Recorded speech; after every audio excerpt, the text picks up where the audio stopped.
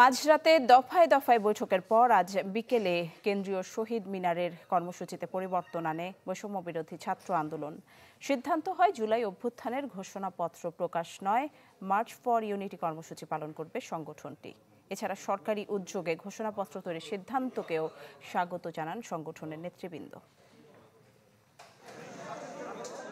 জুলাই অভ্যুত্থানের ঘোষণাপত্র দেয়া হবে, এই সিদ্ধান্ত যেমন আচমকা এসেছিল তেমনি অনেকটা আচমকা সেই কর্মসূচিতে এলো পরিবর্তন। সোমবার দিবাগত রাতে দফায় দফায় বৈঠক হয় বৈষম্য বিরোধী ছাত্র আন্দোলনের। প্রথম দফা বৈঠকের পর জানানো হয় ঘোষণাপত্র তৈরির রাষ্ট্রীয় উদ্যোগকে স্বাগত জানান তারা, কিন্তু স্পষ্ট করা হয়নি আজ বৈষম্য বিরোধী ছাত্র আন্দোলন ঘোষণাপত্র দেবে কিনা। আমরা সেটা আপনাদেরকে বলছি, আমরা প্রক্লেমেশনের পক্ষে আগামীকালকে এই দেশের মানুষ অবস্থান নিবে এবং এই প্রক্লেমেশনটা কিভাবে হবে সেটা আমরা কালকে সেখানে বলে দিব। এরপর বাংলা মোটরে সংগঠনের কার্যালয়ে আবারও জরুরি বৈঠকে বসেন সংগঠনের নেতৃবৃন্দ। পরে সাংবাদিকদের জানানো হয় শহীদ মিনারে বিকেলের পূর্ব ঘোষিত জমায়েত থাকবে শিক্ষার্থীদের। কর্মসূচির নাম হবে মার্চ ফর ইউনিটি। সকল স্টেক হোল্ডারগুলোকে একটি ঐক্যের মধ্যে এনে যদি আমাদের এই প্রক্লেমেশন সেটিকে বাস্তবায়ন করে এবং সেটি আমাদের সংবিধানের প্রিএম্বল হিসেবে অন্তর্ভুক্ত হয়, তখন এটির যে স্থায়িত্ব, এটির ন্যাশনাল ইন্টারন্যাশনাল যে অ্যাকসেপ্টেন্স এবং এটির যে সাস্টেইনেবিলিটি সেটি একদম স্থায়ী হয়। এবং আমরা সেই জায়গা থেকে মনে করি যে আমাদের অবশ্যই এই বিষয়টিকে স্বাগত জানানো উচিত। আজ 31শে ডিসেম্বর রোজ মঙ্গলবার বিকাল 3 ঘটিকায় কেন্দ্রীয় শহীদ মিনারে মার্চ ফর ইউনিটি কর্মসূচি ঘোষণা করা হলো। বাংলাদেশের আপামর জনসাধারণের প্রতি আমাদের উদাত্ত আহ্বান, আপনারা যে উদ্দীপনায় সংগঠিত হয়েছেন তারই ধারাবাহিকতা বজায় রেখে আগামীকালের কর্মসূচিতে স্বতঃস্ফূর্তভাবে অংশগ্রহণ করবেন। জুলাই অভ্যুত্থানের ঘোষণাপত্র আসবে, এতে সম্ভাব্য যা যা কিছু থাকতে পারে তার রাজনৈতিক অঙ্গনে বেশ আলোচনা সমালোচনার জন্ম দেয়। মাঝরাতে কয়েক দফার বৈঠক ও কর্মসূচিতে পরিবর্তনও আলোচনার খোরাক হয়ে রইল। রমিজ হুসাইন, চ্যানেল 24, ঢাকা। দর্শক, কেন্দ্রীয় শহীদ মিনারে বৈষম্য বিরোধী ছাত্র আন্দোলনের মার্চ ফর ইউনিটি কর্মসূচি সম্পর্কে জানাতে শহীদ মিনার থেকে যুক্ত হচ্ছেন আমাদের সহকর্মী রমিজ হোসেন। রমিজ, বৈষম্য বিরোধী ছাত্র আন্দোলনের মার্চ ফর ইউনিটি প্রোগ্রাম সম্পর্কে জানতে চাই, এখন কি ধরনের প্রস্তুতি দেখছেন? নিশি, এরই মধ্যে কিন্তু আমরা দেখেছি দেশের বিভিন্ন প্রান্ত থেকে যারা এই যে বৈষম্য বিরোধী ছাত্র আন্দোলনের যে সমস্ত নেতাকর্মীরা রয়েছেন এবং যে সমস্ত সমন্বয়করা রয়েছেন, সহ সমন্বয়করা রয়েছেন, তাদের নেতৃত্বে বিভিন্ন প্রান্ত থেকে এখানে মানুষ আসতে শুরু করেছেন।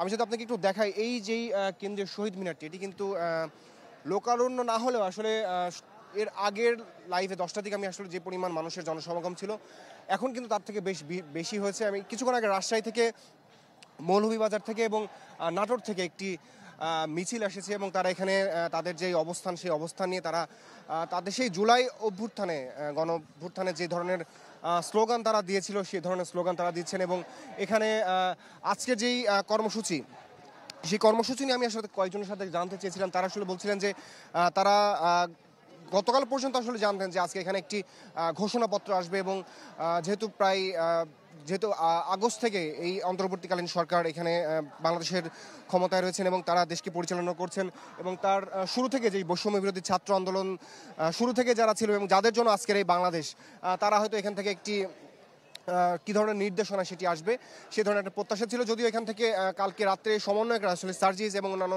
সমন্বয়করা আমাদেরকে বলেছিলেন যে এই ঘোষণাপত্রটি আসলে আসবে অন্তর্বর্তীকালীন সরকারের মাধ্যমে এবং সেটি কবে আসবে এবং আজকে আসবে বা এর পরবর্তীতে আসবে এবং আজকে কী ধরনের নির্দেশনা আসবে, এই বিষয়গুলো আসলে তারা এখানে জানতে চান। তো এই উপলক্ষে তারা এখানে এসেছেন। আর তারা আসলে বলছিলেন যে তাদের যে কাঙ্ক্ষিত বাংলাদেশ, সেই কাঙ্ক্ষিত বাংলাদেশ এখন পর্যন্ত বিনির্মাণ হয়নি। তারা আসলে আওয়ামী লীগের বিভিন্ন ফ্যাসিবাদের যে সমস্ত নেতাকর্মীদের কথা বলছেন, তারা এখনও বহাল তবিয়তে রয়েছেন। প্রশাসনের ভেতরে এখন পর্যন্ত সে সমস্ত যারা তাদের ভাইদেরকে হত্যার ছিল তারা এখন পর্যন্ত রয়েছেন, এই ধরনের কথাগুলো আসলে বলছেন। যেহেতু বেলা 3টায় এই মার্চ ফর ইউনিটি অনুষ্ঠানটি শুরু হবে, তো এখন পর্যন্ত এখানে প্রস্তুতি চলছে। আলোকসজ্জা থেকে শুরু করে অন্যান্য শব্দযন্ত্র নিয়ন্ত্রণ এবং এখানে কার্পেট পাড়া থেকে শুরু করে এবং আসন বিন্যাস সব কিছু চলছে। হয়তো ধারণা করা হচ্ছে দুপুর নাগাদ এইদের যেই সার্বিক প্রস্তুতি সেটা সম্পূর্ণ হয়ে যাবে এবং মানুষের জমায়েত আসলে আরও বাড়তে থাকবে যত সময় গড়াবে। অনেক ধন্যবাদ। নিশ্চয় পরবর্তীতে আবারও যুক্ত হব। দর্শক, দেখছিলেন কেন্দ্রীয় শহীদ মিনারে বৈষম্য বিরোধী ছাত্র আন্দোলনের মার্চ ফর ইউনিটি কর্মসূচির প্রস্তুতির খবর জানাচ্ছিলেন আমাদের সহকর্মী Ramiz Hossain. Double million offer Walton fridge কিনে পেতে পারেন 20 লক্ষ টাকা, রয়েছে কোটি কোটি টাকার নিশ্চিত উপহার। এর আগে জাতীয় ঐক্যমত্যের ভিত্তিতে জুলাই অভ্যুত্থানের ঘোষণাপত্র তৈরি করছে অন্তর্বর্তীকালীন সরকার। এ তথ্য জানান প্রধান উপদেষ্টার প্রেস সচিব শফিকুল আলম।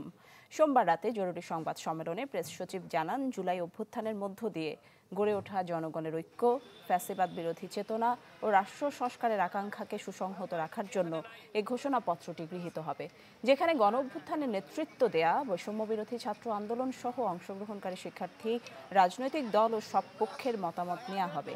কিছুদিনের মধ্যেই যা জাতির সামনে উপস্থাপন করা হবে। আমরা আশা করছি সকলের অংশগ্রহণের মাধ্যমে কিছুদিনের মধ্যে সর্বসম্মতিক্রমে এ ঘোষণাপত্র প্রস্তুত করা হবে এবং জাতির সামনে উপস্থাপন করা হবে। যতবারই ছুঁই তোকে দিই যত্ন মাখা কোমল ছোঁয়া। এসিআই নিয়ে এলো কোকোনাট মিল্ক ও জাফরানের নির্যাস সমৃদ্ধ বেবি সফট বেবি লোশন, যা বাবুর ত্বকের আর্দ্রতা বজায় রাখে দীর্ঘক্ষণ। কোমল ছোঁয়া প্রতিবার। Baby soft. জুলাই বিপ্লবে অংশগ্রহণকারীদের অনলাইন অফলাইনে দেয়া হচ্ছে প্রাণনাশের হুমকি, এমন অভিযোগ করেছেন অনেকে। জানান, অজানা আতঙ্ক তাড়িয়ে বেড়াচ্ছে তাদের। তবে ভীত না হয়ে সচেতন হওয়ার তাগিদ দিয়েছেন সমন্বয়করা। আহ্বান জানান আইনশৃঙ্খলা বাহিনীকে তৎপর হওয়ার। যদিও পুলিশ প্রধান বলছেন সজাগ ও সতর্ক আছেন তারা। সুলতান মাহমুদ আরিফের রিপোর্ট দেখুন। জুলাই গণঅভ্যুত্থানে যারা সিনা টানটান করে দাঁড়িয়েছেন বুলেটের সামনে, যাদের ত্যাগে পালিয়েছে স্বৈরাচার, তারাই এখন হুমকি ধমকি আর হামলার শিকার হচ্ছেন। ইউলা বিশ্ববিদ্যালয়ের সাদমান সাকিব আন্দোলনে ছিলেন অগ্রভাগে। জানান, নিয়মিত পাচ্ছেন হত্যার হুমকি। এই অবস্থায় আতঙ্কে দিন কাটছে তার। তারা নানানভাবে আমাকে পোস্টের মাধ্যমে, মেসেজের মাধ্যমে, আবার ধরেন থার্ড পার্টির মাধ্যমে, মানে ধরেন আরেকজনকে দিয়ে আমাকে বলিয়েছে যে আমি যেগুলো করতেছি এগুলো ঠিক না। জুলাই আন্দোলনে অংশ নেন ঢাকা বিশ্ববিদ্যালয়ের সাবেক শিক্ষার্থী জসিমউদ্দিন। চোখ হারান পুলিশের গুলিতে। জানান, নানা ধরনের হুমকিতে অজানা ভয় তাড়িয়ে বেড়ায় তাদের। ফেসবুকে একটা হুমকির শিকার হয়েছি। একটা আইডি থেকে, ভুয়া আইডি থেকে আমার নাম, ঠিকানা, তারপরে আমার কয়েকটা ছবি, ফেসবুক আইডির লিঙ্ক, এগুলো নিয়ে তারা পোস্ট করে যে যদি ওই ছাত্রলীগের সেক্রেটারির নাম হচ্ছে আলামিন, তার যদি কিছু হয় তাহলে আমি দায়ী থাকব। স্বাভাবিক মানুষ, রক্ত মাংসের মানুষ, একটা আতঙ্ক কাজ করে। হুমকি মিলছে দেয়াল লিখনেও। সম্প্রতি বগুড়ার এই দেয়াল লিখন ভাইরাল হয় সামাজিক যোগাযোগ মাধ্যমে। আজকে আমাকে হত্যার হুমকি দিচ্ছে, আগামীকাল অন্য কাউকে দেবে না। এটা হয় না, স্বাধীন বাংলাদেশে এটা হয় না। এমন পরিস্থিতিতে আতঙ্কিত না হয়ে সচেতন হবার তাগিদ দিলেন বৈষম্য বিরোধী ছাত্র আন্দোলনের এই সমন্বয়ক। চান প্রশাসনের তৎপরতা। দেশের সার্বিক আইনশৃঙ্খলা পরিস্থিতি স্বাভাবিক করাটা খুব গুরুত্বপূর্ণ। যেভাবে করে আসলে আওয়ামী লীগ একটা আতঙ্কের পরিবেশ তৈরি করছে এবং রীতিমতো জঙ্গি স্টাইলে হামলার ভয় দেখাচ্ছে, সেই আতঙ্কটা যাতে সত্যিতে আসলে পরিণত না হয় সেটার জন্য আসলে টার্গেট করে তাদের গ্রেফতার করা। যারা এই হুমকিগুলো দিচ্ছে তারা কিন্তু দেশের মধ্যেই আছে, তারা নানানভাবে কিন্তু সমাজের মধ্যে মিশে আছে। গুপ্ত হত্যা আর গুপ্ত হামলার অভিযোগ পেলে ব্যবস্থা নেয়ার আশ্বাস দিয়ে পুলিশের মহাপরিদর্শক জানান, আন্দোলনকারীদের নিরাপত্তায় কাজ করছেন তারা। আমরা প্রতিটা ঘটনায় চেষ্টা করছি সুরাহা করতে, কিন্তু ঘটনাগুলো সবগুলো যে একই সূত্রে গাঁথা এবং একটা প্যাটার্ন এখনো কিন্তু ওই রকমভাবে আমার কাছে প্রমাণিত হচ্ছে না। তারপরেও we are still on the job. যে কোনো অপরাধ ঠেকাতে প্রশাসনকে সহযোগিতা করার কথা বলেন আইজিপি। আমার মনে হয় যে এরকম কিছু যদি থাকে আমরা এটা প্রতিরোধ করতে পারবো। সুলতান মাহমুদ আরিফ, চ্যানেল 24, ঢাকা। সবই হবে বাসায় বসে। আইডিএলসি আমার ফাইন্যান্সিয়াল পার্টনার বলেই সেভিংস করতে পারছি ডিজিটালি। সচিবালয়ে আগুনের ঘটনার প্রাথমিক তদন্ত প্রতিবেদন জমা দেওয়া হবে আজ বিকেল পর্যন্ত সময় নিয়েছে তদন্ত কমিটি। পরীক্ষা নিরীক্ষার জন্য কিছু আলামত বিদেশে পাঠানো হচ্ছে। স্বরাষ্ট্র মন্ত্রণালয়ের সিনিয়র সচিব জানান, সেনাবাহিনী, পুলিশ, বুয়েটের বিশেষজ্ঞ সহ একাধিক টিম কাজ করছে। তারা আলামত সংগ্রহ করছেন, যেগুলো ল্যাবরেটরিতে টেস্ট করা হচ্ছে।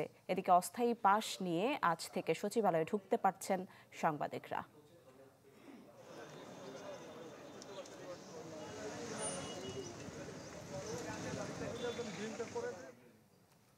সীমান্তে দায়িত্ব পালনের সময় বর্ডার গার্ড বাংলাদেশ বিজিবির সদস্যদের পিঠ প্রদর্শন না করার আহ্বান জানিয়েছেন স্বরাষ্ট্র উপদেষ্টা।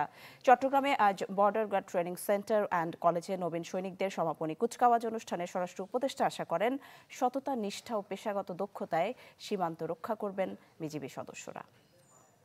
সীমান্তবর্তী প্রতিপক্ষদের কাছে কোনো অবস্থাতেই পিঠ প্রদর্শন না করার জন্য আমি তোমাদের প্রতি উদাত্ত আহ্বান জানাচ্ছি। জেনে রাখবা, তোমাদের দেয়া নিশ্চিদ্র নিরাপত্তায় দেশের মানুষ নির্বিঘ্নে খুব নিশ্চিত করবে। সংবাদের এই পর্যায়ে সময় হলো একটা বিরতি।